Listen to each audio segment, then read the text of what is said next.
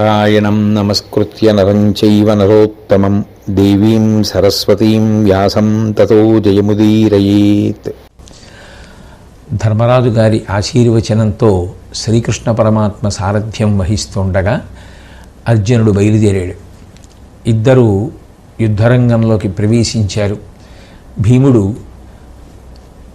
గొప్ప సాహసంతో ఆ దుశ్శాసనుణ్ణి సంహారం చేసి తన మొదటి ప్రతిజ్ఞని పూర్తి చేసుకున్నాడు. రెండవ ప్రతిజ్ఞ అయినటువంటి దుర్యోధనుడి యొక్క తొడలు విరగ్గొట్టి యుద్ధభూమిలో పడిపోయినటువంటి దుర్యోధనుడి యొక్క శిరస్సుని కాలితో తంతాను అని చెప్పి రెండవ ప్రతిజ్ఞని కూడా చుట్టూ ఉన్నటువంటి సైన్యానికి అంతటికీ కూడా జ్ఞాపకం చేశాడు.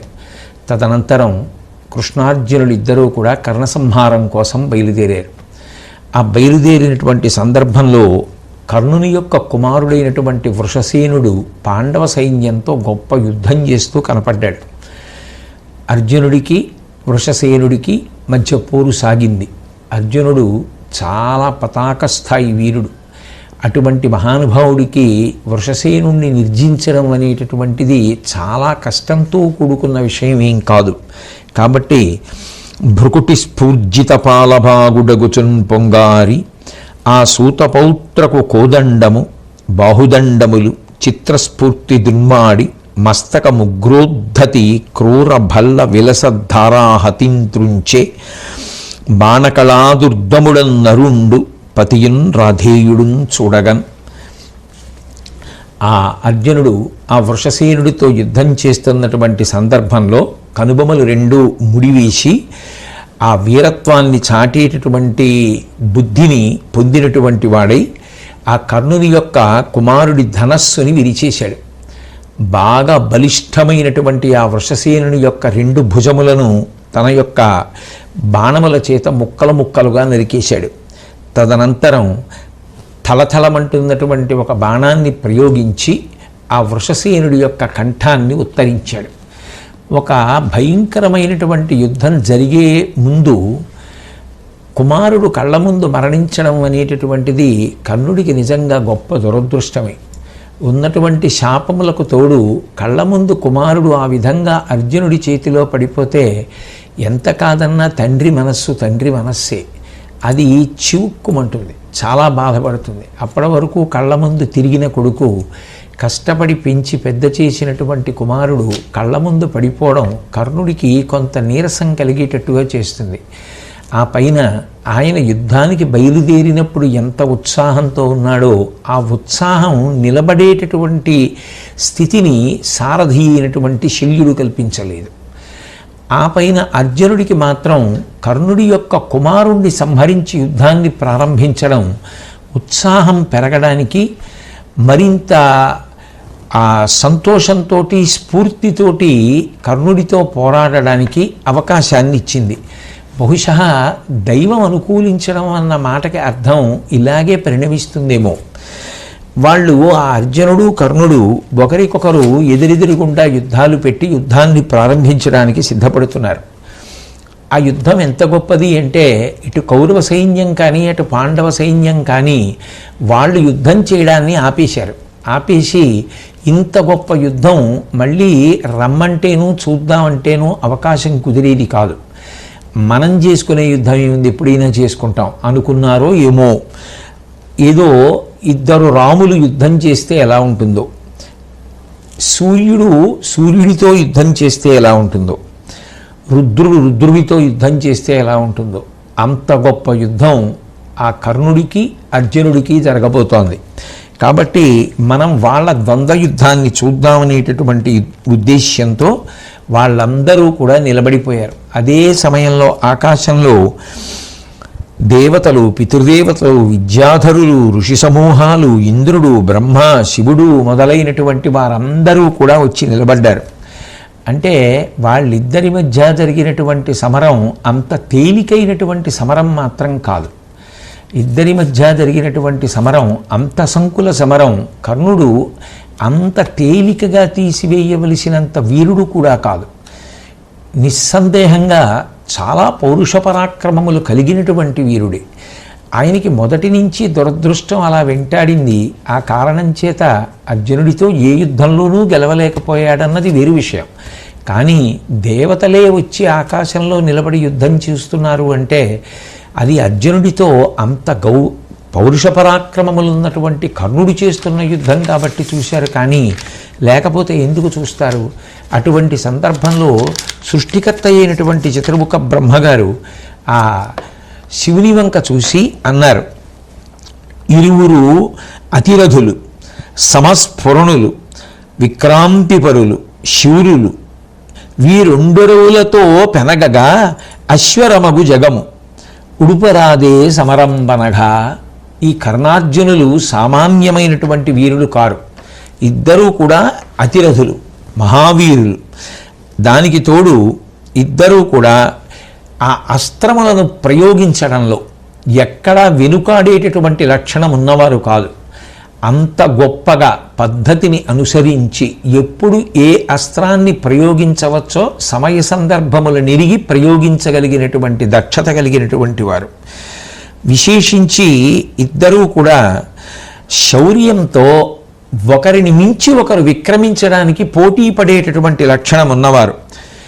ఇటువంటి గొప్ప యోధులు ఒకరితో ఒకరు యుద్ధం చేసుకుంటే ఈ జగత్తంతా నాశనం అయిపోతుంది. కాబట్టి ఈ యుద్ధాన్ని ఆపు చేయకూడదా అని బ్రహ్మగారు శివుడితో అన్నారు. అంటే శివుడు అన్నాడు, ఇద్దరూ కూడా భుజబలము చేత పరాక్రమించడానికి సిద్ధపడుతున్నటువంటి గొప్ప యోధులు. పైగా అది విధి నిర్ణయం. ఇక ఈ యుద్ధం జరగక తప్పదు, జరిగి తీరుతుంది. కాబట్టి నివారించడం అనేటటువంటి మాట పక్కన పెట్టేసేయి అన్నారు. శివకేశవుల యొక్క హృదయం ఎప్పుడూ ఒకటే. లేదా తిక్కనగారి దృష్టిలో అయితే ఒకడే రెండుగా భాషిస్తూ ఉంటాడు, రెండు కలిసి హరిహర స్వరూపంగా ఒకడుగా ప్రకాశిస్తూ ఉంటాడు. కాబట్టి అసలు శ్రీకృష్ణ పరమాత్మ యొక్క అవతార ప్రయోజనమే ధర్మ సంస్థాపన. ఆ పైన నరుడైనటువంటి అర్జునుడు అవతారంగా రావడానికి కారణం ధర్మ సంస్థాపన. వాళ్ళిద్దరూ పాండవపక్షంలో ఉండడానికి కారణం అది ధర్మపక్షం అయినప్పుడు అసలు అవతారం దేని కొరకు వచ్చిందో ఆ ప్రయోజనాన్ని ఇప్పుడు నిలువరించడం కుదరదు. కాబట్టి ఆ కర్ణార్జునుల యొక్క యుద్ధం జరగవలసినదే. కాబట్టి దాన్ని ఆపడం అన్న మాట సందర్భోచితం కాదు అని శివుడు దాన్ని పక్కన పెట్టించేశాడు. పెట్టించేస్తే వెంటనే ఇంద్రుడు చాలా వినయంతో జోక్యం చేసుకొని ఒక మాట అన్నాడు, తపము ఉదాత్త శౌర్యము ఉదగ్రబలంబును కల్గు క్రీడి కయ్యపు వెరవిక్కుడై గెలుచునట్లుగా నీవు తలంపవే పురాణ పురుషులైన కృష్ణుల రణంబున శాస్త్రవులాక్రమించుటన్ కుపిత మనస్కులైన ఇలకున్ బ్రతుకిమ్మెయి కల్గనేర్చుని. మాట్లాడుతూ ఆ ఇంద్రుడు అన్నాడు, నిష్పక్షపాతంగా పరిశీలనం చేస్తే చాలా కీర్తి కలిగినటువంటి వాడు, గొప్ప సాహసం కలిగినటువంటి వాడు, శౌర్యము పరాక్రమము కలిగినటువంటి వాడు అర్జునుడు. పైగా కృష్ణార్జునులు ఇద్దరూ కూడా అవతార స్వీకారం చేసి భూమి మీదకి రావడానికి కారణం ఏమిటి? ధర్మ సంస్థాపన. అయినప్పుడు ఆ కృష్ణార్జునులు ఇద్దరూ గెలవాలి అని దేవతలు కోరుకోవాలి కదా. అలా కోరుకోకపోతే ఇక పరమేశ్వరుడి యొక్క అవతారానికి ప్రయోజనం ఏముంది? దేవతలందరూ అటువంటి మంగళకర వాక్కు పలికితే దాని వలన ధర్మ సంస్థాపన జరుగుతుంది. కాబట్టి ఆశీర్వచనం చెయ్యాలి కదా.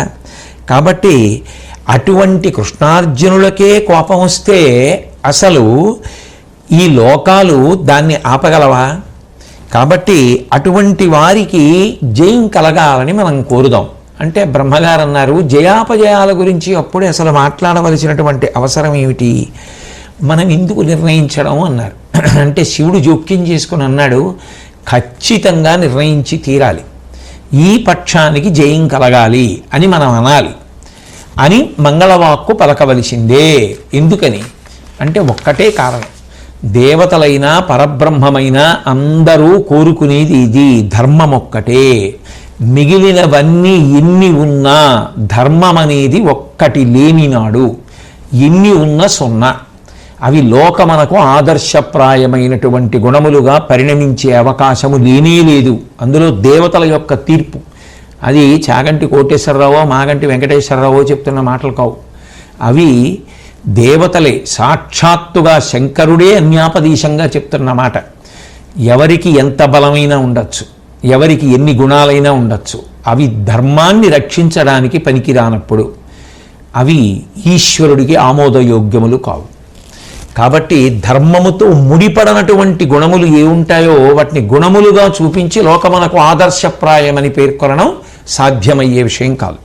కాబట్టి ఎందుకు ఆలోచించాలి? ఖచ్చితంగా కృష్ణార్జునులకు జయం కలగాలనే మనం అందాం. అనేటప్పటికీ వీరికి జయం తప్పదు అని శంకరుడు అన్నాడు. ఆ పైన ఇంద్రుడు, సురమని సమూహాలు అందరూ కలిసి అది అట్లాగే జరుగుతుంది, మీ సంకల్పాలకి అనుగుణంగానే కార్యమును జరిపించెదరుగాక అనగానే దేవతలందరూ పుష్పవృష్టి కురిపించారు, దివ్యదుందుబులు మ్రోగించారు. అంటే దాని అర్థం ఏమిటి? ధర్మ సంస్థాపనకి ఎవడు ప్రధానంగా అడ్డొచ్చాడో వాడు పడిపోవలసిన సమయం ఆసన్నమైపోయింది. మిగిలిన గుణములు ఎన్నైనా ఉండవచ్చు కాక అది వేరు విషయం. ఆ గుణములు ధర్మమును రక్షించడానికి పనికిరాలేదు. కాబట్టి ఆ వ్యక్తి వెళ్ళిపోవలసిందే ఇంకా. అందుకని దేవతలు కూడా ఆశీర్వచనం చేసి పుష్పవృష్టి కురిపించి దివ్యదుందుబులను మోగించారు. ఆ కృష్ణార్జునులను ఇద్దరూ కూడా మెచ్చుకున్నారు. అటువంటి సమయంలో భయంకరమైనటువంటి యుద్ధం ఆ కర్ణార్జునుల మధ్య ప్రారంభమవుతోంది. అప్పుడు కర్ణుడు సారథి అయినటువంటి శల్యుడితో మాట్లాడుతూ అన్నాడు, అర్జునుడు నన్ను నోర్చిన ఎట్టులైన ఎట్లు చెప్పుమా అనుడు మద్రేషుడేను కృష్ణులిద్దరనొక్కట గిట్టి తీవ్ర బహుళ శరజాలముల పాలుపరతుననియే. ఎందుకు అడిగాడో తెలీదు, ఎందుకు ఆ ప్రశ్నే అర్జునుడికి వచ్చిందో తెలీదు. కానీ ఇద్దరూ మాత్రం ఆ సందర్భంలో ఒక ఆలోచనని పొంది ఎంత కాదన్నా అన్నదమ్ములేగా, అందుకని ఇద్దరూ ఒక ప్రశ్నే వేశారు వాళ్ళ సారథుల్ని. కర్ణుడు ముందు శల్యుడిని ఉద్దేశించి మాట్లాడుతూ, ఒకవేళ ఏ కారణం చేతనైనా అర్జునుడు నన్ను జయిస్తే, నన్ను జయించడమో అన్న మాటలో అర్థం కర్ణుడు ఇల్గితే, కర్ణుడు మరణిస్తే అప్పుడు ఏం చేస్తావని అడిగాడు శల్యుడిని. అడిగితే శల్యుడు అన్నాడు, నేను ఆ కృష్ణార్జునులిద్దరినీ కూడా పట్టుకొని అనేకమైనటువంటి బాణ పరంపరలు కురిపిస్తాను వాళ్ళ మీద అని శల్యుడు అన్నాడు. ఇదే ప్రశ్న ఇదే రీతిలో అర్జునుడు కృష్ణుడిని అడిగాడు. అట్లా సవ్యసాచి అడిగిన మొరవైరి నగుచు ఈనుడు కూలినను ధరిత్రి పరియలయిన మీరు వరగిన కర్ణుచే నీవు గోలుపోవు టేలకలువు. ఇది ప్రోత్సహించడం అంటే. అందుకే ఎత్ర యోగేశ్వర కృష్ణో ఎత్ర పార్థో ధనుర్ధర తత్ర శ్రీ విజయోభూతి ధ్రువానీతిర్మతిర్మమ. కృష్ణ భగవానుడైతే అన్నాడు, అసలు అటువంటి ఆలోచన నీకెందుకు వచ్చింది? నేను చెప్తున్నాను చూడు, సూర్యుడు ఆకాశంలోంచి క్రింద పడిపోని, ఈ భూమి బ్రద్దలైపోని, మీరు పర్వతం ఒక పక్కకి ఒరిగిపోని, కర్ణుడు నీ చేతిలో ఓడిపోవకపోవడం, కర్ణుడు నీ చేతిలో మరణించకపోవడం అన్నది ఉండదు. నువ్వు కర్ణుణ్ణి సంహరించి తీరుతావు. ఆ విషయంలో నువ్వేమీ బెంగపెట్టుకోకు. ఒకవేళ నీకు మనసులో ఇంకా ఎక్కడైనా ఏమైనా శంకుందేమో, నా తర్వాత వాళ్ళు ఏమైపోతారు అని, అంత క్లిష్ట పరిస్థితి ఏర్పడితే కౌరవుల్ని చంపి భూమిలో పాతిపెట్టి ధర్మరాజుకి పట్టాభిషేకం చేస్తా. ధైర్యమేనా? ఉత్సాహంగా యుద్ధం చేయి అంటే మాట్లాడినటువంటి మాట అవతలవాడిలో ఉత్సాహాన్ని నింపుతుంది. ఏ సమయంలో ఏ సందర్భంలో ఏ మాట మాట్లాడాలో ఆ మాట మాట్లాడడం మనిషికి ప్రాణం పోయడంతో సమానం. ఈ మాట అన్న తర్వాత అర్జునుడు పరమ సంతోషాన్ని పొంది అన్నాడు, ఈ శత్రువులందరినీ పీనుగు పెంటలుగా చెయ్యడం అనేటటువంటిది నువ్వు చెయ్యవలసినటువంటి అవసరం రాకూడదు కృష్ణ. ఆ పని నేనే తప్పకుండా నా ప్రతాపంతో చేస్తాను, కర్ణుణ్ణి నేలపాలు చేస్తాను. కాబట్టి ఆ విషయంలో మన ఇద్దరం ఏ బెంగా పెట్టుకోక్కర్లేదు అని చెప్పి యుద్ధాన్ని ప్రారంభించేటటువంటి సందర్భంలో ఇప్పటికే చిట్ట చివరికి వచ్చేసింది. భీష్ముడు పడిపోయాడు, ద్రోణుడు పడిపోయాడు, కర్ణుణ్ణి నమ్ముకుంటున్నాడు. ఈ కర్ణుడు కూడా అర్జునుడి చేతిలో పడిపోతే ఉన్న సైన్యం ఏమైపోతుంది? ఇప్పటికైనా మర్యాద తప్పకుండా ఈ స్థితిలోనైనా కర్ణుణ్ణి ఆపి సంధికి వెడితే బాగుంటుందని అశ్వత్థామ చెప్పగలిగినన్ని మంచి మాటలు చెప్పాడు దుర్యోధనుడికి. చెప్పి సంధి చేసుకో, ఇప్పుడు ఈ యుద్ధం చేయడం అనేటటువంటిది మంచి పద్ధతి కాదు అని చెప్పాడు. చెప్పిన దుర్యోధనుడు వినలేదు. ఆ కర్ణార్జునుల యొక్క యుద్ధం ప్రారంభమైంది. కరి గిరి అంబోధరము బెలుచదాకిన క్రియతా కిరికడగి గగన తటియును ధరణియు మ్రూయుచు వడంక ధరణీనాథ. ఏనుగుని ఢీకుంటే ఎలా ఉంటుందో, కొండతో పోరాడితే ఎలా ఉంటుందో, మబ్బుతో ఉరుసుకుని దెబ్బలాడుకుంటే ఎలా ఉంటుందో, అలా వాళ్ళిద్దరూ తీవ్రమైనటువంటి బాణఘాతముల చేత యుద్ధాన్ని ప్రారంభం చేస్తే దివి భువి కూడా కంపించిపోయాయిట. అంత గొప్ప యుద్ధం ప్రారంభమైంది. ఇద్దరు మేటి మొనగాళ్ళై ఎక్కడా వెనక్కి తీయకుండా దివ్యాస్త్రములను ప్రయోగిస్తున్నారు. అర్జునుడు ఆగ్నేయాస్త్రాన్ని ప్రయోగించాడు. వెంటనే కర్ణుడు వారుణాస్త్రాన్ని ప్రయోగించి దాని మంటలు ఆర్పేశాడు. తదనంతరం అర్జునుడు మేఘాస్త్రాన్ని ప్రయోగించి అంతటా కారుమబ్బులు కమ్ముకునేటట్టుగా చేశాడు. వెంటనే కర్ణుడు వాయవ్యాస్త్రాన్ని ప్రయోగించి ఆ మేఘములన్నింటినీ కూడా చెల్లాచెదరు చేసేశాడు. అర్జునుడు ఐంద్రబాణాన్ని ప్రయోగించాడు. తన బలంతో కర్ణుడు ఆ బాణాన్ని అణిచేశాడు. అప్పుడు ఇక ఇద్దరి మధ్య సంకుల సమరం జరుగుతున్నప్పుడు శ్రీకృష్ణ పరమాత్మ చూశారు. ఇంతసేపు అసలు కర్ణుడికి అవకాశం ఇవ్వవలసిన అవసరం ఏమిటి? అవకాశం ఇచ్చే కొద్దీ ఉత్సాహం పెరుగుతుంది. ఉత్సాహం పెరిగే కొద్దీ అర్జునుణ్ణి ఒక్కణ్ణి పడగొట్టగలిగితే మొత్తం చరిత్ర చెరగరాసినట్టే. కాబట్టి ఇవాళ నేను మరణించడం కాదు, ఇన్నిసార్లు యుద్ధానికి వచ్చినా అర్జునుడి చేతిలో ఓడిపోయా, ఈ ఒక్కసారి అర్జునుడిని గెలవాలి. ఈ పట్టుదల పెరుగుతుంది. ఎందుకని? నేను నిగ్రహించగలుగుతున్నాను. అదిగో కృష్ణార్జునుల మీద ఇన్ని బాణాలు వేశాను, ఇద్దరి గుండెల్లో గుచ్చాను, శరీరాల్లో గుచ్చాను, అదిగో వింటినారి తెంపాను, అదిగో కేతనం మీద వేశాను, రథ చక్రరక్షకుల మీద వేశాను. ఇది స్ఫూర్తిని పెంచుతుంది, ఉత్సాహాన్ని పెంచుతుంది కర్ణుడికి. కాబట్టి ఎందుకు ఆలస్యం చేస్తున్నావు? పైగా అర్జునుడు అంటే ఒక స్థాయిలో ఊహ చేస్తారు. పైగా మీరు పడ్డ కష్టాలు నీకే జ్ఞాపకం బాగా అయినప్పుడు అర్జున, ఇన్ని కష్టాలకి ప్రధాన కారణమైన వాడు కర్ణుడు, అన్నిటికీ రెచ్చగొట్టినవాడు. అటువంటి కర్ణుడు ఎదురుపడితే నువ్వు ఇంతసేపు యుద్ధం చేస్తే, ఆయన బాణప్రయోగం చేస్తుంటే నువ్వు దానికి కొంత సంకటపడుతుంటే నీ సైన్యానికి అనుమానం వస్తుంది. అసలు నిజానికి అర్జునుడు కర్ణుడిని గెలవగలడా? కర్ణుడేం సామాన్యమైన వీరుడు కాదు సుమా అన్న అనుమానం వస్తే అది ప్రమాదానికి దారితీస్తుంది. కాబట్టి అట్లా ఉండకూడదు. ఉత్సాహాన్ని పుంజుకోవాలి. సాధ్యమైనంత తొందరగా ముగించేసే ప్రయత్నం చేయాలి. ముగింపు కొరకే వచ్చాం ఇద్దరం, కానీ ముగింపు కొరకు వచ్చిన వాళ్ళం ముగించడానికి ఆలస్యం చేయకూడదు. అది ఏ సందర్భంలో, ఏ సమయంలో, ఏ మాట ఎంత బాగా చెప్పాలో అంత బాగా చెప్పగలగడం ప్రజ్ఞ.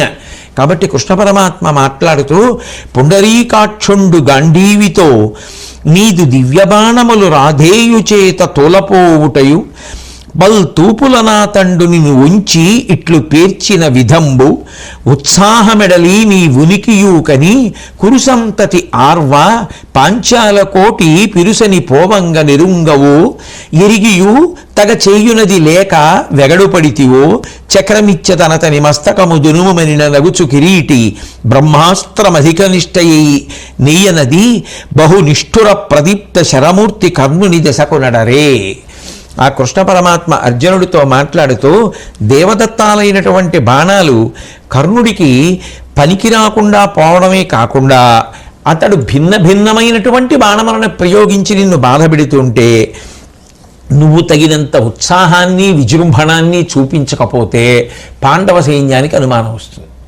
అనుమానం వస్తే వాళ్ళు యుద్ధభూమిని వదిలిపెట్టి వెళ్ళిపోతారు. అదే సమయంలో కర్ణుడు ధాటిగా యుద్ధం చేస్తున్నాడని కౌరవ సైన్యం పుంజుకుంటుంది. వాళ్ళ సంతోషం ఎక్కువైపోతే వాళ్ళ అరుపులు, వాళ్ళ కేకలు, వాళ్ళ ప్రోత్సాహం ఇది కర్ణుడిని రెచ్చగొట్టేటట్టు చేస్తుంది. పరిస్థితులు నువ్వు నీరు కారిపోయేటట్టు చేస్తాయి. కాబట్టి యుద్ధం చెయ్యడం ఒకటే కాదు, పరిస్థితులను ఆనుకూల్యతతో ఉండేటట్టు చూసుకోవడం కూడా నీ కర్తవ్యం. కాబట్టి ఆ పరిస్థితి ఎందుకు తెచ్చుకుంటున్నావు?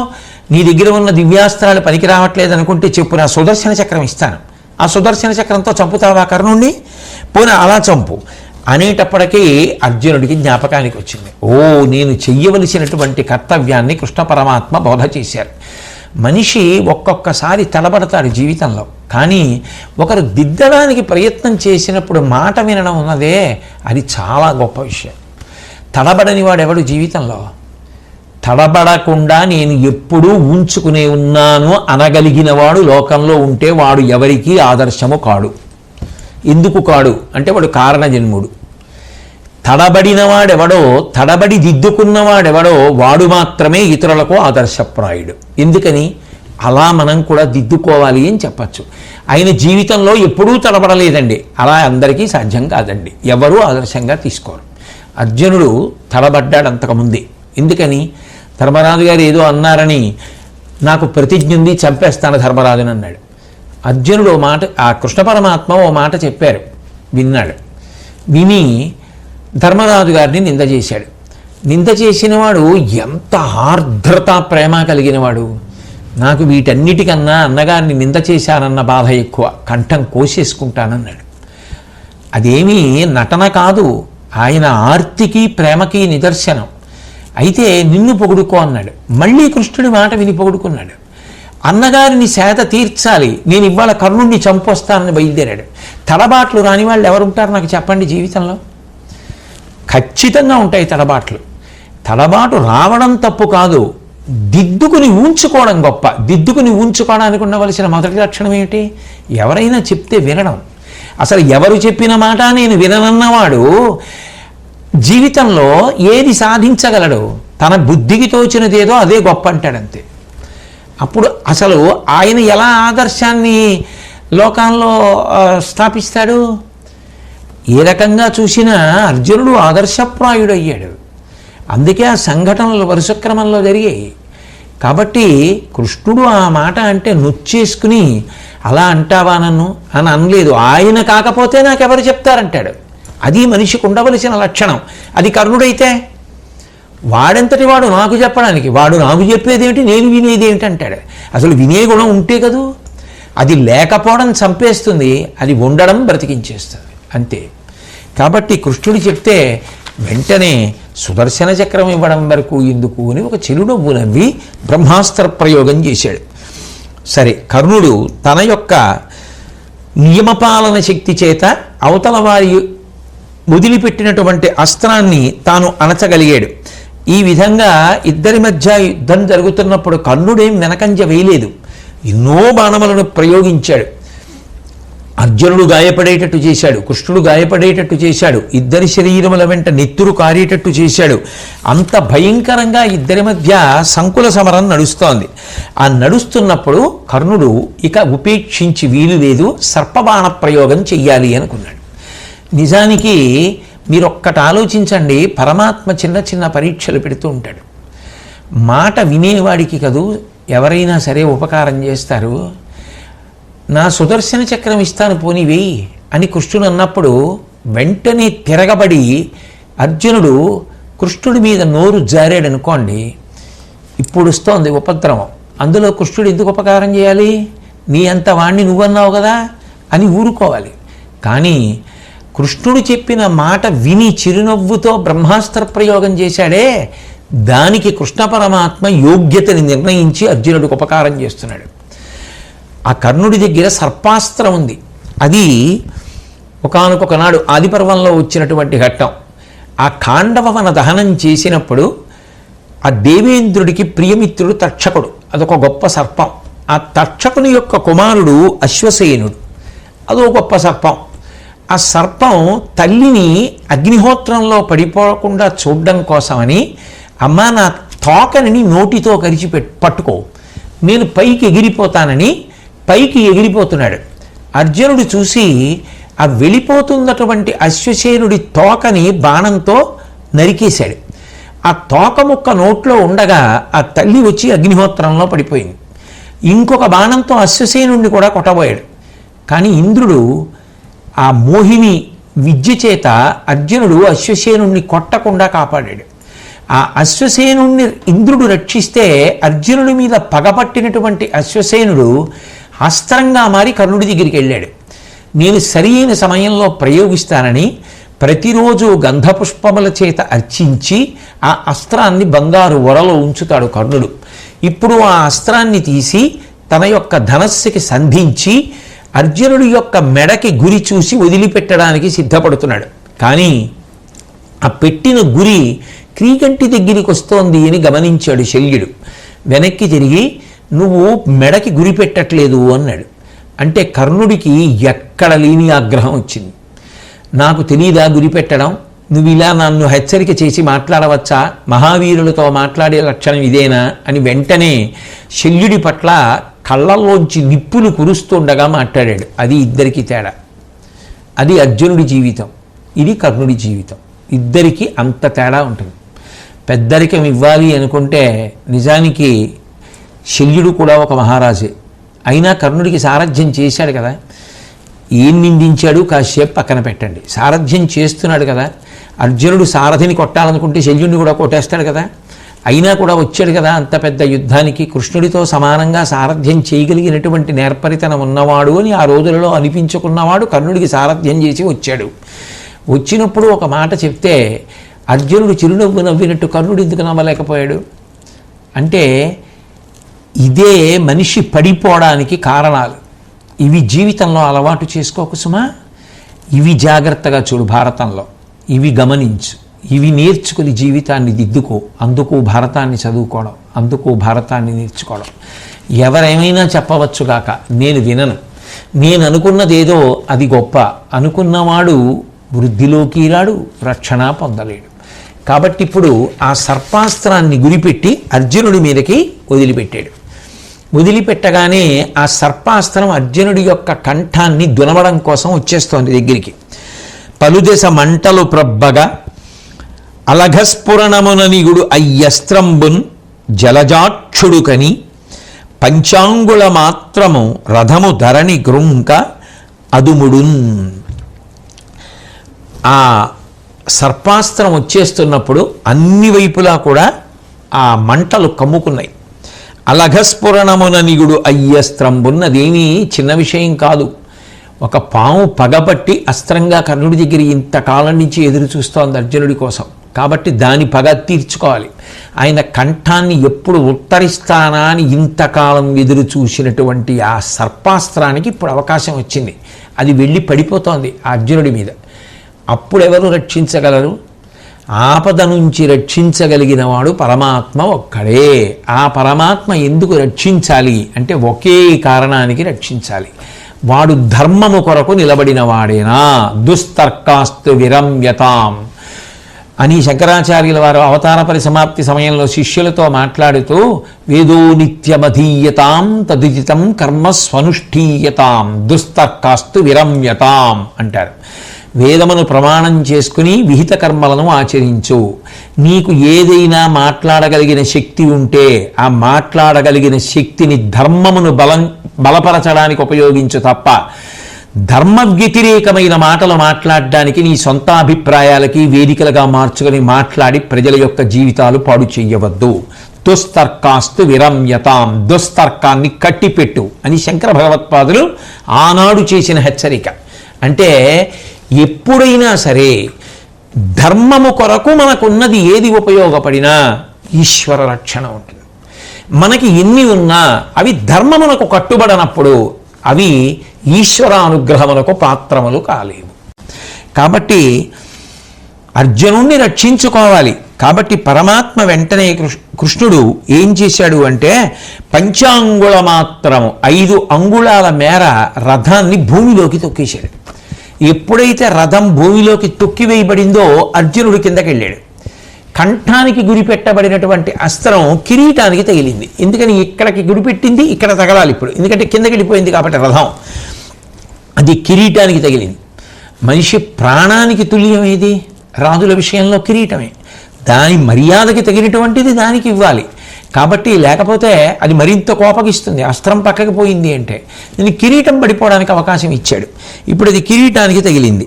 వెంటనే ఆ కిరీటం కింద పడిపోయింది. పడిపోగానే దేవతలు, ఆకాశంలో ఉన్నవాళ్ళు అందరూ కూడా కృష్ణ పరమాత్మ మీద పుష్పవృష్టి కురిపించారు. ఎందుకు అంటే అర్జునుణ్ణి రక్షించాడు అని చెప్తే కేవల వాచ్యార్థం కాదు. ధర్మరక్షణ కొరకు పరమాత్మ ఎంత జాగరూకుడై ఉంటాడు, ఎంత అప్రమత్తుడై ఉంటాడు అన్నదానికి పరాకాష్ఠ. అర్జునుణ్ణి రక్షించడానికి రథాన్ని 5 అంగుళాలు భూమిలోకి తొక్కి కిరీటం పడిపోయేటట్టుగా చేసి అది తృప్తి పడిపోయేటట్టు చేయాలి. కాబట్టి ఇప్పుడు ఆ కిరీటం పడిపోయింది. కురువంశోత్తమ వారి దిక్కు ప్రజ సంక్షోభింప ఆ పాప తూపు రయం ఉగ్రముగాగా బిట్టడరి దంభోళి ప్రభగ్న క్షమాధర శృంగాకృతిగా హరించే బహురత్న స్ఫీత రశ్మి ఛటాస్ఫురితంబైన కిరీటమున్ విజయనొప్పున్ తేజమున్ కుందగన్. ఆ బాణం వచ్చి అర్జునుడి కిరీటానికి తగిలితే ఆ కిరీటం కింద పడిపోతే అనేక రత్నములతో ప్రకాశిస్తున్నటువంటి ఆ కిరీటం మండిపోయి భూమిలో పడిపోయే వరకు ఒప్పుకోకుండా సర్పాస్త్రం ఆ కిరీటాన్ని ఆ విధంగా ఉరిపిడి పెట్టేస్తే అర్జునుడు మాత్రం ఆ కిరీటం లేకుండా ఉండేటప్పటికట శిఖరం లేనటువంటి ఒక నల్లటి పర్వతం ఎలా ఉంటుందో అలా అర్జునుడు పరమాద్భుతమైనటువంటి రీతిలో కనపడ్డాట. అంటే అప్పుడు కూడా అంత అందంగా ఆయన కనపడ్డాడు. ఒక భూరి పర్వత శిఖరం వజ్రాయుధం చేత ఖండింపబడి పర్వతం నిలబడితే ఎలా ఉంటుందో కిరీటం పడిపోయినటువంటి అర్జునుడు అలా ఉన్నట్ట. అయినా ఆ వజ్ర వైఢూర్యాదులతో కూడుకున్నటువంటి ఆ కిరీటం పడడం అనేటటువంటిది మాత్రం అంత తేలిక విషయం కాదు. ఎందుకనంటే అదేం మామూలు కిరీటం కాదది. సురపతి తపంబు చేసిన పరమేష్టి ప్రియంబు పొంది బహుమాన పురస్సరముగనిచ్చిన ఎది ఆ కిరీటము అరిభీషణత్వ కీర్తిదము నృపా. అది ఒకానొకప్పుడు దేవేంద్రుడు గొప్ప తపస్సు చేస్తే సృష్టికర్త అయినటువంటి చతుర్ముఖ బ్రహ్మగారు సంతోషించి దేవేంద్రుడికి ఇచ్చినటువంటి కిరీటం. అటువంటి కిరీటాన్ని దేవేంద్రుడు మళ్ళీ అర్జునుడికి ఇచ్చాడు అంటే కారణం సముద్రవాసులైనటువంటి నివాత కవచలు అనబడేటటువంటి రాక్షసగణాన్ని ఇంద్రుడే నిగ్రహించలేకపోతే అర్జునుడి యొక్క సహాయం తీసుకున్నాడు. అప్పుడు అర్జునుడు వాళ్ళని నిగ్రహించాడు. అర్జునుడు వాళ్ళని నిగ్రహించి నాకు ఉపకారం చేశాడు అని సంతోషించినటువంటి ఇంద్రుడు బ్రహ్మగారు తనకిచ్చినటువంటి కిరీటాన్ని అర్జునుడికి ఇచ్చాడు. అంత గొప్పదైనటువంటి ఆ కిరీటం ఇవాళ ఆ సర్పాస్త్రము చేత అర్జునుడి శిరస్సు నుంచి డుల్లి కింద పడిపోయింది. ఇప్పుడు ఆ కిరీటం లేకపోతే అర్జునుడు ఎలా ఉన్నాడంటేట శృంగములేని నీలగిరి చెల్వున క్రీడి కిరీటహీనుడయ్యున్ కనుపట్టే వెల్లతల ఎల్లియు మౌళి దృఢంబుగా నమర్చె కురునాథ పూర్ణ శశి చెన్నున పూర్వ మహీధరంబు కాంతిం గడచన్న ఎందము ప్రతీతముగా నటించు చట్పుడన్. శిఖరం లేనటువంటి నల్లకొండ ఎలా ఉంటుందో అటువంటి అర్జునుడు తెల్లటి బట్ట తీసి తలపాగా చుట్టుకున్నట్టు. నా కుండలి నామకుటి నాస్రగ్వి నాల్పభోగవాన్ అంటారు రామాయణంలో. తెల్లటి తలపాగా చుట్టుకున్నాడు ఆ యుద్ధంలో. చుట్టుకుంటే ఇప్పుడు పూర్ణ చంద్రబింబం ప్రకాశిస్తున్నటువంటి పర్వతం ఎలా ఉంటుందో ఆ శిఖరం మీద చంద్రబింబం ప్రకాశిస్తే అలా ఉన్నట్ట అర్జునుడు. ఆ నాగాస్త్రం అర్జునుణ్ణి చంపలేకపోయాననేటటువంటి బాధతో మళ్ళీ వస్తుంటే ఇది ఎక్కడి పాము అని చెప్పి అర్జునుడు అడిగితే కృష్ణ పరమాత్మ ఆది పర్వంలో జరిగినటువంటి విషయాన్ని మళ్ళీ అర్జునుడికి జ్ఞాపకం చేస్తే ఆ వస్తున్నటువంటి సర్పాస్త్రం మీద ఆయన బాణ పరంపరని విడిచిపెట్టి ఆ వస్తున్నటువంటి అస్త్రాన్ని ధ్వంసం చేసేశాడు. దానితో ఎప్పటి నుంచో కర్ణుడు పెట్టుకున్నటువంటి ఆశ, నేను అర్జునుణ్ణి పడగొట్టడానికి నా దగ్గర సర్పాస్త్రం ఉంది అని, ఆ సర్పాస్త్రం విఫలమైపోయింది. అయిపోయిన తరువాత ఇంకా యుద్ధం చేస్తున్నటువంటి కర్ణుడికి పూర్వం ఉన్నటువంటి శాపములు అమలులోకి వచ్చేటటువంటి సమయం ఆసన్నమైపోయింది. అందుకని భూసురశాపంబున ఇది ఈ సూతజు రథము చక్రమిల కృంగెడు వీతాసుడగు ఈతడని సేవాసముదయ యుగ్మకము వినం పలికె నృపా. యమధర్మరాజు గారు పైకి కనపడకుండా రెండు పక్షాలలో ఉన్నటువంటి వాళ్ళకి వినపడేటట్టుగా ఒక మాట చెప్పేట, భూసురశాపంబుననిదే ఈ సూతజు రథ చక్రమిల కృంగెడు. ఇదిగో ఒకానొక నాడు ఒక బ్రాహ్మణుడిచ్చినటువంటి శాప కారణంగా ఈ కర్ణుడి యొక్క రథచక్రం భూమిలోకి దిగబడిపోతోంది. వీతాసుడగు ఈతడు అని ఈతడు సేనా సముదయ యుగ్మకము వినంబలికే నృపా. ఇతడు కొంతసేపట్లో మరణిస్తాడు అని చెప్పి ఆ యమధర్మరాజు గారు రెండు పక్షాలలో ఉండేటటువంటి వాళ్ళకి కూడా వినపడేటట్టుగా మాట్లాడాడు. కానీ ఎవ్వరికీ మాత్రం కనపడలేదు. యమధర్మరాజు గారు వచ్చి ఈ మాట చెప్పాడు అన్న మాటకు అర్థం ఏమిటి? చక్రం దిగబడిపోతోంది, వీతాసుడవుతాడు అంటే ప్రాణములు పోతాయి కాసేపట్లో ఇంకా కర్ణుడివి అని యమధర్మరాజు గారు చెప్పవలసిన మాట చెప్పేశాడు. పరశురాముడిచ్చినటువంటి భార్గవాస్త్రం ఆ సమయంలో కర్ణుడికి జ్ఞాపకం రాలేదు. ఒక్కొక్క శాపం అన్వయం అవుతోంది. రథం యొక్క ఎడమ చక్రం నేలలో క్రమక్రమంగా కృంగిపోతున్న కారణం చేత రథం పెళపెళ శబ్దాలతో విరిగిపోతోంది. రథమా వికలమైపోయింది, సర్పాస్త్రమా విఫలమైపోయింది, భార్గవాస్త్రమా జ్ఞాపకానికి రావట్లేదు, బ్రాహ్మణ శాపమా అమలైపోయింది. ఇంకా ఇటువంటి సమయంలో ఆ కర్ణుడి యొక్క మనసు ఎంత బాధపడుతుంది. ఇప్పుడు ఆయన చాలా బాధపడి ఆశ్చర్యకరమైనటువంటి ఒక మాట మాట్లాడాడు. ధర్మవాదులు ధర్మతత్వ ప్రధాన చిత్తులకు వారి భూని రక్షించు ధర్మమందురు, అది బొగ్గుగా వించే అతుల ధర్మశీలుడగు నాకు ధర్మవు సెలవు లేదే. అందరూ ఓ మాట చెప్తుండగా నేను విన్నాను. ఎవరైతే ధర్మతత్వ ప్రధాన చిత్తులకు వారి ఏది చేస్తున్నా ఇది ధర్మమేనా, ఇది ధర్మ చట్రంలో ఇముడుతుందా అని ఆలోచన చేస్తుంటారో, ధర్మచట్రంలో ఇముడుతుంది చెయ్యడం, ఇది ధర్మచట్రంలో ఇమడదు, ఎంత సంతోషకరమైన పని అయినా అది ఎంత సుఖాన్నిచ్చినా ధర్మచట్రంలోకి ఇమడదు అన్నదాన్ని ఎవడు వదిలిపెట్టేస్తాడో, అటువంటి బుద్ధి ఎవడికి ఉంటుందో వాడిని ఆ ధర్మమే రక్షిస్తుంది అని అంటారు. అటువంటి ధర్మము నన్నెందుకు రక్షించట్లేదు అన్నాడు. ఆ ప్రశ్నలోనే జవాబు లేదు. చేసే పని ధర్మచట్రంలో ఇముడుతుందా అని కర్ణుడు ఆలోచించుకొని ఉంటే ఇవాళ ఈ పరిస్థితి ఎందుకు వస్తుంది? ఎప్పుడో అర్జునుడితో కురుక్షేత్ర సంగ్రామ భూమి యందు రావలసినటువంటి యుద్ధంలో కర్ణుడు నిలబడి అర్జునుణ్ణి గెలవకూడదని విధి ఆయన మరణించడానికి కావలసినటువంటి సమస్త సంభారములను ఎందుకు వండి సిద్ధం చేసేసింది కాలంలో ముందే? ధర్మాన్ని వదిలిపెట్టడం వల్ల. కానీ పైకి మాత్రం ధర్మాన్ని నన్నెందుకు రక్షించట్లేదు పట్టుకున్నా అంటే అది నోటితో చెప్పిన మాట అవుతుందేమో, కానీ ఆచరించిన ధర్మం ఎలా అవుతుంది? కాబట్టి ఆ కోపోద్రేకంలో ఆ కర్ణుడు ఆ స్థితిలో కూడా బ్రహ్మాస్త్ర ప్రయోగం చేశాడు, అర్జునుడు ఐంద్రాస్త్ర ప్రయోగం చేశాడు. ఒకటి మాత్రం నిస్సందేహంగా గొప్ప విషయం, అటువంటి స్థితిలో అంత కష్టంలో అంత విచలితమైపోయినటువంటి మనసుతో ఉన్నవాడు కూడా అంత బాణ పరంపర ప్రయోగించి కృష్ణార్జునుల్ని ఎదుర్కొని కష్టపెట్టడం అంటే చిన్న విషయం కాదు. అందుకు దేవతలు కూడా వచ్చి ఆకాశంలో నిలబడ్డారు అంటే నిజంగా కర్ణుడి యొక్క పౌరుష ప్రతాపాలు ఆ విషయంలో స్తుతిపాత్రములు.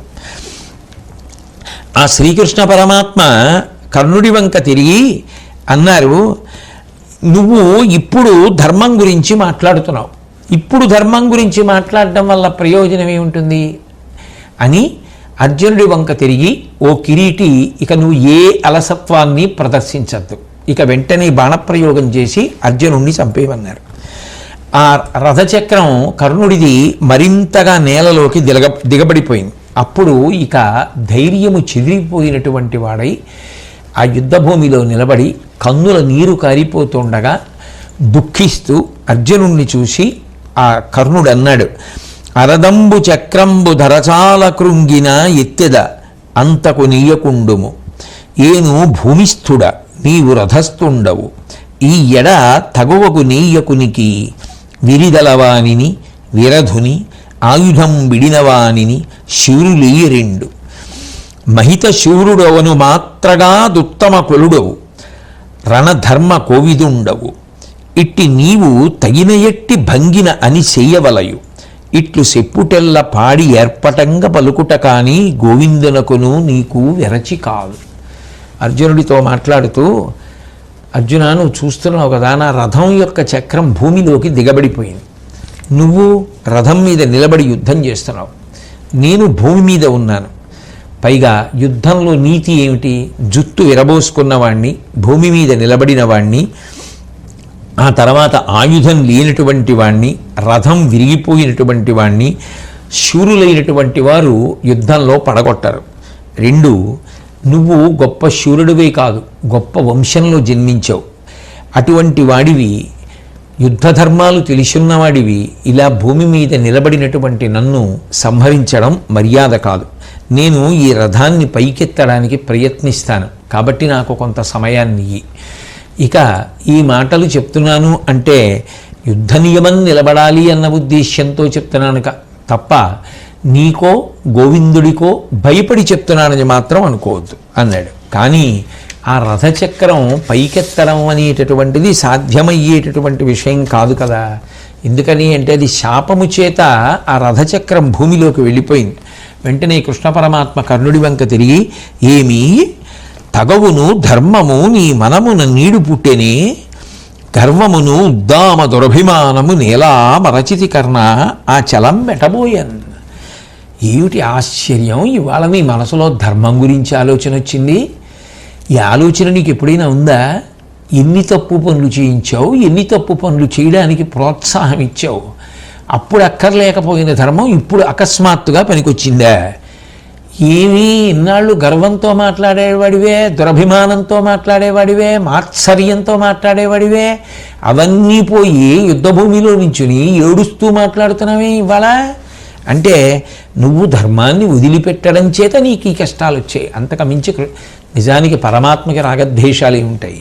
కాబట్టి పరమధర్మపరులు పాండుభూవల్లభుసుతులు వారి నతుల శుభములందు ధర్మహీనులైన ధార్తరాష్ట్రులకు పాటిల్లు నివిధమున ఎల్లచేటు.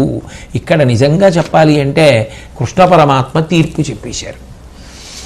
పరమధర్మపరులు పాండుభూవల్లభుసుతులు, పాండుభూవల్లభుడైనటువంటి ఆ పాండురాజు యొక్క పిల్లలు 5 పంచపాండవులు ఉన్నారే, వాళ్ళు ధర్మాన్ని అనుష్ఠిస్తారు, ధర్మాన్ని గౌరవిస్తారు. కాబట్టి వారి నతుల శుభములందు వాళ్ళని శుభములు పొందుతుంటాయి. ఇక ధర్మహీనులైనటువంటి వారు ధార్తరాష్ట్రులు, ఆ ధృతరాష్ట్రుడి యొక్క బిడ్డలు. కర్ణుడు తనంత తానుగా గొప్ప పరాక్రమాన్ని పొందినవాడై ఉండవచ్చు, నిస్సందేహం. సహజ కవచకుండలములతో పుట్టినవాడు, నిస్సందేహం. ఆయన ప్రారబ్ధం కన్యాగర్భమై పుట్టడం, అది పెద్ద దురదృష్టం. ఆ పైన విధి ఆయన్ని దుర్యోధనుడి పక్కన చేర్చింది. ఏది చేస్తున్నా, ఏది మాట్లాడుతున్నా నన్నింత చేసిన దుర్యోధనుడిని సంతోష పెట్టడానికి చేస్తున్నానా, మాట్లాడుతున్నానా లేదా అంటే నిజానికి కర్ణుడి యొక్క గుణములన్నిటినీ కప్పేసింది. కర్ణుడిని అధర్మం వైపుకి జారిపోయేటట్టు, ఒరిగిపోయేటట్టు చేసినది ఇది అంటే దుష్టులతోటి సాంగత్యం. అందుకే ఇన్ని గుణములు ఉన్నవాడైనా దుష్టులతోటి సాంగత్యమును పొందితే చిట్ట చివరికి పరిస్థితి అలాగే ఉంటుంది. అందుకే కృష్ణ పరమాత్మ తీర్పు చెప్తున్నారు. ధర్మాన్ని వదిలిపెట్టేసినటువంటి వాళ్ళు ధార్తరాష్ట్రులు, వాళ్ళకి చేటు లభిస్తుంది తప్ప కర్ణ వాళ్ళకి మంచి జరగమంటే ఎలా జరుగుతుంది? ఇవాళ ధర్మం గురించి మాట్లాడుతున్నావు, అర్జునుడి రణధర్మం గురించి చెప్తున్నావు, మంచిదే. కానీ ఒకనాడు వీళ్ళందరినీ లక్క ఇంట్లో పెట్టి కాల్చాలన్నప్పుడు తప్పన్న ఆలోచన నీకు రాలేదు, అప్పుడు నీకు ధర్మం గుర్తు రాలేదు. కపటజ్యూతాన్ని కల్పించి ధర్మరాజు గారి యొక్క రాజ్యాన్ని అంతటినీ కబళించి వాళ్ళని అరణ్యవాసానికి, అజ్ఞాతవాసానికి పంపించి ఇడుముల పాలు చేసినప్పుడు నీకు ధర్మం జ్ఞాపకం రాలేదు. ద్రౌపదీదేవిని తీసుకొచ్చి నిండు సభలో వివస్త్రని చెయ్యాలనుకున్నప్పుడు నీకు ధర్మం గుర్తు రాలేదు. ఆవిడ మనసు కాదు, పంచపాండవుల మనసు కాదు, భారతం చదివిన వాడి ఎవడి మనసైనా అసహ్యించుకునేలా మాట్లాడినప్పుడు నీకు ధర్మం జ్ఞాపకం రాలేదు. ఘోషయాత్ర నెపంతో నువ్వు దుర్యోధనుడు మీ అందరూ బయలుదేరి ధర్మానికి కట్టుబడి అరణ్యవాసం చేస్తున్న పాండవుల్ని అవమానించాలని అనుకున్ననాడు నీకు ధర్మం జ్ఞాపకం రాలేదు. బాలుడైన అభిమన్యుణ్ణి ఒక్కడిని చేసి అందరూ చుట్టుముట్టి వెనక్కెళ్ళి అభిమన్యుడి వింటినారి తెంపడానికి బాణం వేసి మట్టు పెట్టినప్పుడు నీకు ధర్మం జ్ఞాపకానికి రాలేదు. ఇన్ని పాపాలకి కారణం నువ్వే. దుర్యోధనుడు తప్పు చెయ్యాలనుకున్నప్పుడల్లా ప్రోత్సహించి మాట్లాడిన వాడివి నువ్వే. ధార్తరాష్ట్రుల యొక్క పాపములన్నింటినీ ప్రోత్సహించి పలికిన వాడివి నువ్వే. అప్పుడిప్పుడు నీకు ధర్మ జ్ఞాపకానికి రాలేదు. వాటి పర్యవసానంగా యుద్ధం జరిగితే ఇప్పుడు మాత్రం అర్జునుడికి చెప్పడానికి ధర్మ జ్ఞాపకానికి వచ్చింది. ఎంత ఆశ్చర్యం! నువ్వు అనుష్ఠించని ధర్మం నిన్ను ఎలా కాపాడుతుంది, ఎందుకు కాపాడుతుంది అని అనేసరికి ఆ రథం యొక్క దూలం కింద భుజం చేర్చి కర్ణుడు ఆ రథాన్ని పైకెత్తే ప్రయత్నం చేశాడు. ఆయన బలం ఎంత గొప్పది అంటే ఆ రథచక్రం భూమిలోంచి పైకి రాలేదు, కానీ నదులతోటి సముద్రాలతోటి పర్వతాలతోటి ఉన్నటువంటి ఈ భూమి అంతా 6 అంగుళాలు పైకి లేచింది. మొత్తం భూమి 6 అంగుళాలు పైకి లేచింది, కానీ రథచక్రం మాత్రం భూమిలోంచి పైకి రాలేదు. కర్ణుడు సామాన్యమైన వీరుడని ఎవరనగలరు? అంతటి గొప్ప పరాక్రమాన్ని, అటువంటి భుజబలాన్ని ఆయన ప్రదర్శించాడు. ఆయన ఎంత పైకెత్తుదాం అనుకుంటుంటే రథచక్రం అంత లోపలికి దిగబడిపోతాడు. ఇక అర్జునుడు సంకల్పం చేసి కులిశ ప్రస్ఫురణాపహాసన విభాగుచ్చంబులం కల్గి ఆకలిమై వచ్చు కృతాంత వక్త్రమననుగ్రంబై మురారాతి రుద్రుల చక్రంబును శూలమున్ తెగడుచున్ క్రూరంపుటొప్పారు అంజలికంబైన మహాస్త్రముందుడి వికర్షంబబునం చేయుచున్. అర్జునుడు శ్రీ మహావిష్ణువు యొక్క చేతిలో ఉండేటటువంటి ఆ సుదర్శన చక్రాన్ని, పరమశివుడి యొక్క చేతిలో ఉండేటటువంటి త్రిశూలాన్ని కూడా దాటిపోయిందా అన్నంత తేజస్సుతో విరాజిల్లుతున్నటువంటి వజ్రాయుధం లాంటి అత్యంత కఠినమైనటువంటి క్రూరమైనటువంటి బాణాన్ని ఒకదాన్ని తీసి దాని మీద మహాస్త్రాన్ని సంకల్పం చేసి ధనస్సుకి తొడిగి ఆ వింటినారికి సంధించి విడిచిపెడుతూ ప్రతిజ్ఞ చేశాడు. ఈ ప్రతిజ్ఞ చెప్పేస్తూ ఉంటుంది, అర్జునుడు గొప్పవాడా కర్ణుడు గొప్పవాడా, ఎవరి మార్గాన్ని మనం అనుసరించాలి అన్నదానికి ఈ ప్రతిజ్ఞ ఒక్కటి చాలు. అర్జునుడు అన్నాడు, ఏను తపశ్చరణంబున దానంబున గురుజనాభితర్పణమున నిత్యానూన వ్రతశీలుడనీనియు కర్ణు తల త్రెంచు ఈ శరమనియన్. నేను తపస్సు చేసిన వాడనైతే, ఏకాగ్ర బుద్ధితో చేస్తే ఏ పనైనా, నేను దానములు చేసిన వాడనైతే, చేసేటటువంటి దానం నిజానికి మళ్ళీ ఇంకోరి దగ్గర ఇంకోటి పుచ్చుకోవడానికి వీళ్ళ దగ్గర ఉన్నది ఎవరికో ఇవ్వడం కాదు. అలా ఇచ్చింది దానం ఎందుకు అవుతుంది? నా దగ్గర ఒకటి ఉందనుకోండి, అది ఎంత గొప్పదైనా కావచ్చు, నేను అది తీసేసి అవతల వారికి ఇచ్చి అవతల వారి దగ్గర మళ్ళీ ఇంకోటి పుచ్చుకున్నాను అనుకోండి, దానం అంటారు కదా, అది పైగా అది చాలా గొప్ప దానం అని చెప్పడం ఎలా కుదురుతుంది? కాదు, నా దగ్గర ఉన్నది తృణమైన, నేను మళ్ళీ ఏ ప్రతిఫలాన్ని ఆశించకుండా ఇచ్చిందేదో అది దానం. అటువంటి దాతనైతే, సేవ చేసి గురువులకు తృప్తిని కలిగించిన వాడనైతే, గురువులు నా పట్ల తృప్తిని పొందినది నిజమైతే, పుణ్యకర్మలను ఎల్లప్పుడూ ఆచరించేవాడినైతే, పుణ్యకర్మ అంటే శాస్త్రము చేత విధింపబడినటువంటి మంచి కర్మలు, అవి చెయ్యాలంటే దాని మీద ఆసక్తి ఉండాలి కదా. అటువంటి ఆసక్తి కలిగిన వాడనైతే, అటువంటి పనులు చేసిన వాడనైతే ఈ బాణము కర్ణుడి యొక్క తల నరికేస్తుంది అని చెప్పి ఆయన ఆ బాణాన్ని విడిచిపెట్టాడు. అది విడిచిపెట్టేటప్పటికే ఆకాశం బ్రద్దలైపోయిందా, లేకపోతే పంచభూతములు గడగడ ఉనికిపోయాయా, భూమి కదిలిపోయిందా అనేటట్టుగా అది వెళ్ళి కర్ణుడి యొక్క తలని తుంచేసింది. నిత్తుటిలో ఆ తల మునిగిపోయి తలలేని మొండెం ఆ కొండ వాగులోంచి ఆ ఏరు ప్రవహిస్తుంటే ఎలా ఉంటుందో అలా నెత్తురు కారుతుండగా డుళ్ళి నేల మీద పడిపోయింది. పర్వతం కూలిపోతే ఎలా ఉంటుందో, వజ్రాయుధం పెట్టి కొట్టబడినప్పుడు ఆ పర్వతం ఎలా పడిపోతుందో అలా కర్ణుడి యొక్క శరీరం నేల మీద పడిపోయింది. అందరూ చూస్తుండగా జరిగినటువంటి మహాద్భుతమేమి అంటే, ఇటువంటి కర్ణుడు లేకపోతే నిజానికి దుర్యోధనుడు యుద్ధానికి రాడు. రాకపోతే ధర్మ సంస్థాపన ఎలా కుదురుతుంది?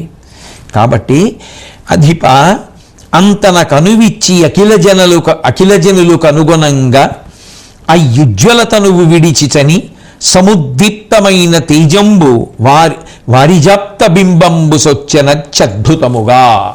అందరూ చూస్తుండగా ఆ పడిపోయినటువంటి కర్ణుడి యొక్క శరీరంలోంచి ఒక గొప్ప తేజపుంజం ఒకటి పైకి లేచి ఆకాశ మార్గంలో ప్రయాణం చేసి ఆ సూర్యనారాయణమూర్తి యందు లీనమైపోయింది.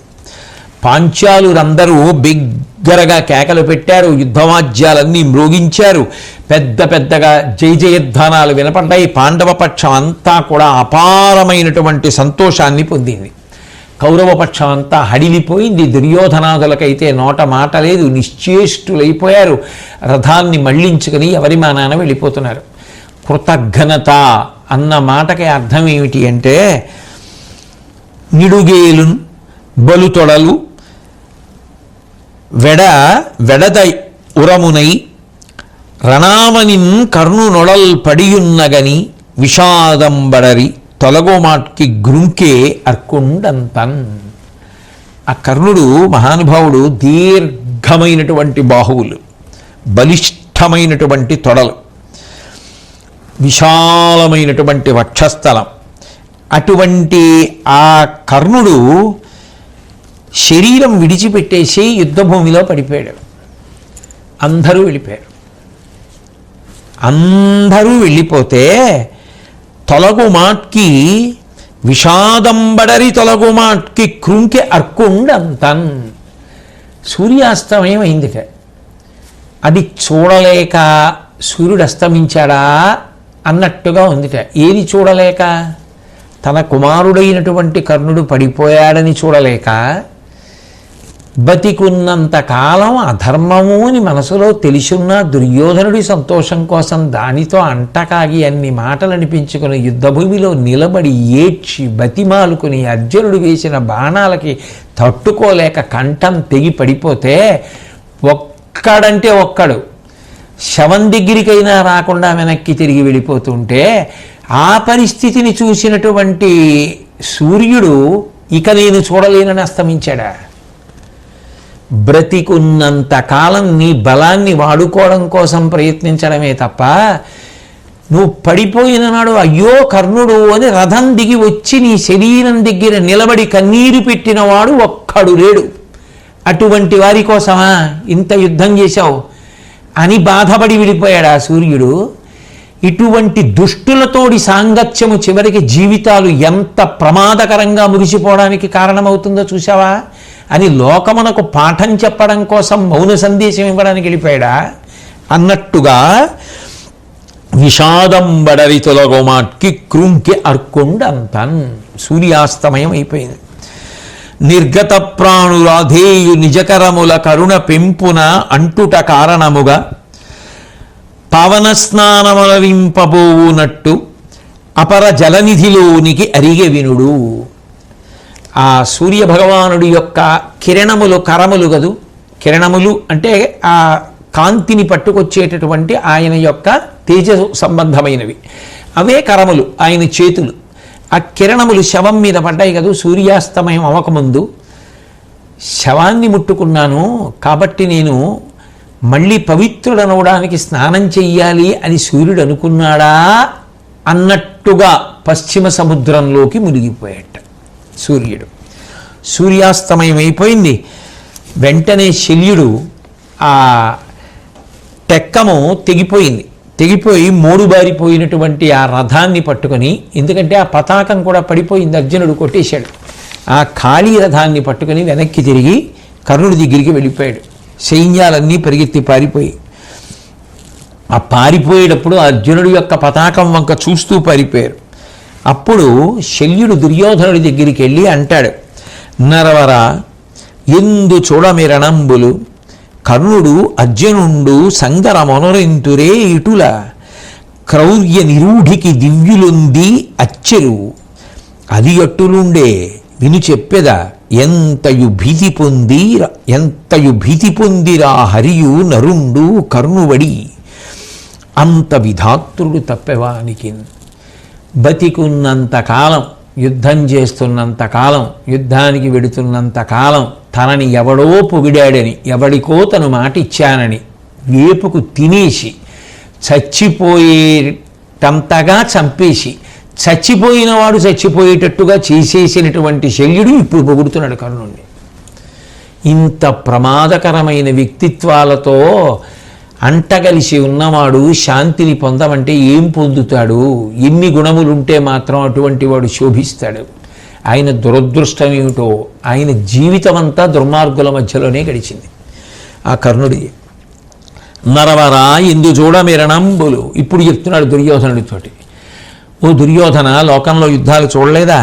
కర్ణుడు అర్జునుండు సంగర మొనరింతురే ఇటులా. అసలు ఆ కర్ణుడు అర్జునుడు చేసినటువంటి యుద్ధం ఎంత అద్భుతం! క్రౌర్య నిరూఢికి దివ్యులొంది రచ్చరు. ఆఖరికి వాళ్ళిద్దరూ చేస్తున్నటువంటి యుద్ధ తీవ్రతకి దేవతలు తెల్లబోయారు. అది అట్టులుండే విని చెప్పేదనంతయు భీతి పొందిరా హరియు నరుండు కర్ణువడి. నిజం చెప్పాలంటే ఆ కర్ణుడు చేస్తున్నటువంటి యుద్ధానికి కృష్ణార్జునులు కూడా భయపడిపోయారు. అంత గొప్ప యుద్ధం చేశాడు. అంత విధాత్రుడు తప్పెవానికి. ఆయనకి దైవానుగ్రహం మాత్రం లేదు ఆ కర్ణుడికి. ఎందుకు లేదు? వీళ్ళందరి వల్లే లేదు. అధర్మపక్షం. ఆ అధర్మపక్షంలో ఉండిపోవడం వల్లే ఆయనకి భగవద్ అనుగ్రహం లేకుండా పోయింది. కాబట్టి అంత గొప్పవాడయా అని ఇప్పుడు పొగిడాడు వెళ్ళి దుర్యోధనుడి దగ్గర.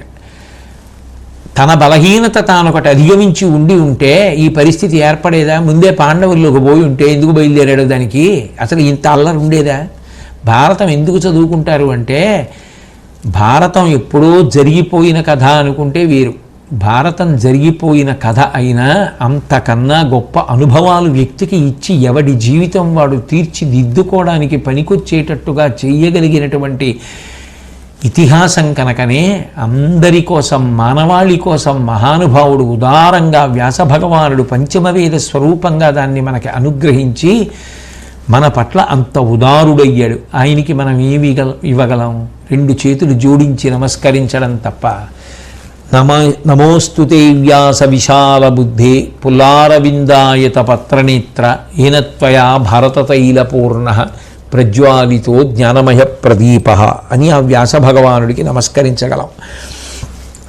ఆ తర్వాత కృష్ణార్జునుడు ధర్మరాజు గారి దగ్గరికి వెళ్ళారు. ఆయన పాదములకు నమస్కరించారు. కర్ణుడి యొక్క మరణమార్త చెప్పారు. కర్ణుడి యొక్క శవం దగ్గరికి వచ్చి ఆ కంఠం తెగిపోయినటువంటి శరీరాన్ని, ఆయన యొక్క కుమారుల శవాల్ని చూశాడు. ధర్మరాజు గారు సంతోషించాడు. పెద్ద కష్టం తీరిపోయిందన్నాడు. ఇంకా యుద్ధం అకంటకం అన్నాడు. రాజ్యలక్ష్మి ప్రాప్తించినట్టే అన్నాడు అని కృష్ణ పరమాత్మ వంక తిరిగి అనవిని అమ్మురాంతకొనకా నృపుడిట్లను నీవు చక్క చూచిన సులభంబు శోభనము శ్రీధర నీదగు కూర్మికేను భజనమటే నాకు దుష్కరమి శత్రుజయంబు భవత్ప్రసాద జీవనులము మాకు సంపదలు వచ్చు నవశ్యము నింత నమ్ముదున్. హే కృష్ణ భగవన్, మేము ఇటువంటి స్థితిని పొందాము అంటే నీవు కేవలం మా పట్ల చల్లగా చూడడం వల్ల మాత్రమే మాకు ఇటువంటి సంపద, విజయము, శోభనము, శుభము అన్నీ చేకూరాయి. నీదైనటువంటి ప్రేమకి నేను పాత్రుణ్ణయ్యాను అని అందరూ అంటూ ఉంటారు. ఇంకంతకన్నా ఏం కావాలి? ఇది ధర్మరాజ విజయానికి కారణం. భగవద్ అనుగ్రహం. భగవద్ అనుగ్రహానికి పక్షపాతాలు ఉండవు. ధర్మపక్షపాతం. ధర్మం ఎక్కడుంటుందో అక్కడ భగవద్ అనుగ్రహం. కాబట్టి నీ అనుగ్రహం నా యందు ఉన్నది అంటారు. హే కృష్ణ, నీ యొక్క అనుగ్రహము నా యందుండగా శత్రుజయము నాకెందుకు సిద్ధించదు? నీ యొక్క అనుగ్రహ విశేషం చేత మాకు సమస్త సంపదలు సిద్ధిస్తాయనేటటువంటిది నిర్వివాదాంశము. కేవలము నీ అనుగ్రహ కారణముగా మాత్రమే కర్ణవధ జరిగింది, అందులో సందేహం లేదని ధర్మరాజు గారు చెప్పాడు. నిజం కాదు. సర్పాస్త్రం వచ్చేస్తుంటే నిజానికి ఆ 5 అంగుళాలు భూమిలోకి రథాన్ని తొక్కి ఉండకపోతే అర్జునుడు ఏమైపోయి ఉండేవాడు? ఎన్నిసార్లు మాటల చేత అర్జునుడికి కర్తవ్యాన్ని గుర్తు చేసి కాపాడాడు. అటువంటి భగవంతుడి అనుగ్రహం ఉంది కాబట్టి పాండవ పక్షం నిలబడగలిగింది. అలా నిలబడగలగడానికి, ఈశ్వరానుగ్రహం పొందడానికి హేతువు ధర్మాచరణమే. కర్ణపర్వాన్ని పూర్తి చేస్తూ మహానుభావుడు తిక్కన సోమయాజి గారు ఒక మాట అన్నారు. అనలుడు భాస్కరుండును సుధాంశుడు అద్ధర సంప్రవర్తకుల్ వినుము నరేంద్ర ఈ క్రతువు విష్ణుమయంబు ఇది నిర్వహించి అర్జునుడును కర్ణుడున్ సమరరూపమునంతగా ఈ ప్రబంధం ఇంపొనర పఠించినన్ వినిన ఒందు నరున్ చిరసౌఖ్య సంపదల్. ఇది ఒక యజ్ఞం లాంటిది. అగ్ని, సూర్యుడు, చంద్రుడు ఈ యజ్ఞానికి ఋత్విజులు. ఏ యజ్ఞం? ఈ కర్ణపర్వం చదువుకోవడం, ఈ కర్ణపర్వం వినడం. ఇదే ఒక యజ్ఞం లాంటిది. ఈ యజ్ఞానికి అగ్ని, సూర్యుడు, చంద్రుడు ఈ ముగ్గురు ఋత్విజులు. అర్జునుడు, కర్ణుడు వాళ్ళిద్దరూ ఈ యుద్ధాన్ని నిర్వహించారు, ఈ యజ్ఞాన్ని నిర్వహించారు యుద్ధరూపంగా. ఈ పర్వమంతా అనగా ఈ యజ్ఞమంతా విష్ణుమయం. ఇటువంటి ఈ ప్రబంధాన్ని, ఈ కర్ణపర్వాన్ని ఎవరు ఆసక్తితో చదువుకుంటారో, ఎవరు ఆసక్తితో వింటారో అటువంటి వారందరికీ శాశ్వతమైనటువంటి సౌఖ్యములను, సంపదలను ఆ పరమేశ్వరుడు అనుగ్రహిస్తాడు, వాళ్ళు పొందుతారు. అంత గొప్పది ఈ కర్ణపర్వమని ఫలశ్రుతితో ఈ పర్వాన్ని పూర్తి చేయడం జరిగింది. తదనంతర పర్వాన్ని మళ్ళీ శ్రీకృష్ణ పరమాత్మ నా చేత పలికించినంత మేర పలకడానికి ప్రయత్నం చేస్తాను. స్వస్తి.